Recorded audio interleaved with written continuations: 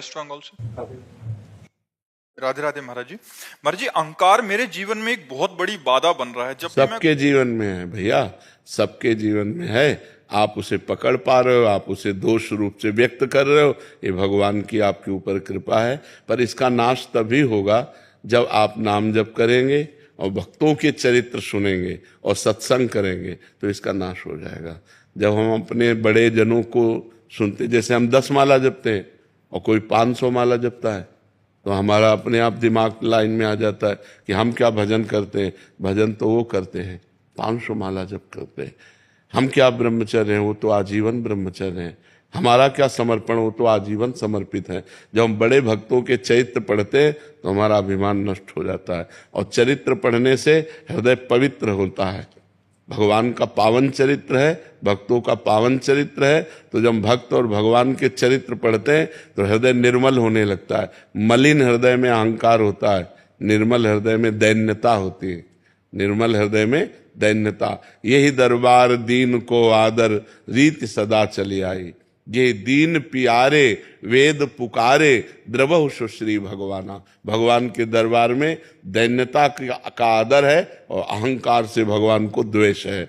इसलिए अहंकार कभी नहीं करना चाहिए। अच्छा बच्चा, अहंकार करे तो किस बात का करे? कभी पापा ने डांट दिया तो आगे से बात नहीं हो पाता उनसे। फिर नहीं, पापा है, पहले दिमाग में विराजमान करो कि वो हमारे पिता हैं। वो डांटने के बाद भी हमें पैर छूना चाहिए। मन ही मन करता है कि एक बार सामने से एक बार वो कर दे तो फिर गले लग जाने। नहीं, वो नहीं, हम करेंगे। वो हमारे पापा हैं, वो हमसे बात ना करें तो हम उनको घेर करके उनके चरण छुएंगे, बार बार उनसे विनय करेंगे, हमसे गलती हो गई। ना गलती हो और बड़े जन डांट रहे हो तो भी अपनी गलती स्वीकार करना चाहिए। जैसे दोस्त में भी जैसे कोई बहुत कुछ जानता है, मेरे को सीखने का मन है, बट कुछ अनबन हो गया तो उससे आगे से अप्रोच नहीं कर पाता। बहुत छोटी छोटी बातें हैं, ये सब ठीक हो जाएंगी। नाम जप करो। नाम जप करते हो? हाँ, थोड़ा नहीं, अच्छे से करो। काउंटर ले लो और उसमें संख्या सहित नाम जप करो। 20,000, 50,000, 1,00,000 ऐसे नाम जप करो। आज ले लेना काउंटर और नाम जप करो उससे, ठीक है? अनिल कुमार सिंह जी, सुल्तानपुर से। राधे राधे महाराज जी। महाराज जी, मुझे 2.5 वर्ष पहले आपके अमृत वचन यूट्यूब के माध्यम से सुनने का सौभाग्य मिला। महाराज जी, मैं हनुमान जी को अपना इष्ट मानता हूँ, मंगलवार व्रत करता हूँ, हनुमान चालीसा सुंदरकांड पाठ करता हूँ। हनुमान जी की कृपा से मुझे आपको सुनने का ही मौका मिला। महाराज जी आपके सुनने से मेरे पाप नष्ट हो गए, मांस मछली सब छोड़ दिया। महाराज जी कह रहे हैं कि क्या इतने से ही मुझे ग्रस्त में रहते हुए मुक्ति मिल जाएगी? महाराज जी, क्या इस जन्म में पीछे के किए गए पाप नष्ट हो जाएंगे? हाँ, नाम जप करते रहिए। अगर निरंतरता नाम जप की हुई तो पूर्व पाप नष्ट हो जाएंगे, और हमारी अंतिम श्वास में यदि नाम चला तो हम मुक्त भी हो जाएंगे। अगर अंतिम श्वास में नाम नहीं चला और संसारिक कोई चिंतन आ गया तो फिर अगला जन्म होगा और अच्छे कुल में जन्म होगा और आपको भक्ति का संयोग मिलेगा और फिर डट के भजन होगा, फिर आखिरी बात बनेगी। अगर इसी जन्म में काम बनाना है तो आपको हर श्वास पे नाम जप करना है। पता नहीं कौन सी श्वास आखिरी हो, किस श्वास में हमारे प्राण निकल जाए। मृत्यु लोग है, बड़ा भयावह है। आप आराम से जा रहे हो, कोई पीछे से ठोक गया। आप कार में जा रहे हो, कहीं भिड़ गए। आप भोजन पा रहे हो, दिल फेल हो गया। कुछ भी, कभी भी, कहीं भी, कैसे भी, इसका नाम मृत्यु लोक है। कभी भी हो सकता है। और जिसकी आखिरी श्वास में भगवान का स्मरण होता है वो मुक्त हो जाता है। आखिरी श्वास में भगवान का नाम का स्मरण, अंतःमति सो गति। अंत में यदि भगवान का स्मरण हो गया तो फिर मुक्ति हो गई, नहीं तो फिर मुक्ति होना कठिन है। इसीलिए हर श्वास भगवान का नाम जप करो। जीव हत्या हुए हैं सर। अब इसके लिए जो आप भजन करोगे वो उसे भस्म कर देगा। अब वर्तमान में आज से पाप नहीं होना चाहिए। अब लो नशानी अब ना नशई हो। पीछे जो हुआ वो जितना भजन करोगे उतना वो भस्म होता चला जाएगा, लेकिन आगे पाप कर्म नहीं होना चाहिए। हाँ, खूब नाम जप करो भगवान के नाम। हाँ, भगवान के नाम में अपार सामर्थ्य है।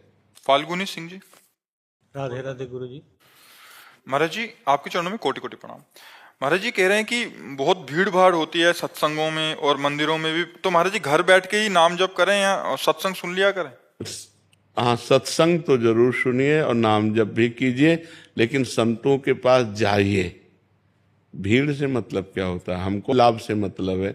अब चाहे आप काशी विश्वनाथ जी जाइए, आप चाहे जहां भगवान के धाम में जाइए, वहां धक्के तो खाने ही पड़ते हैं, लेकिन प्रेजेंट में, वर्तमान में जो हमको सुख मिल रहा है, जो हमारे परमाणु बन रहे हैं, जो हमारी याददाश्त बन रही, जो हमारे जीवन की ये शुभ घड़ी व्यतीत हो रही, ये मोबाइल से पूर्ति नहीं होगी, नहीं होगी। तो मुझे लगता है थोड़ा भीड़ का धक्का सह ले, लेकिन कभी कभी संतों के पास तो चला जाया करे, क्योंकि वहां परमाणु मिलते हैं।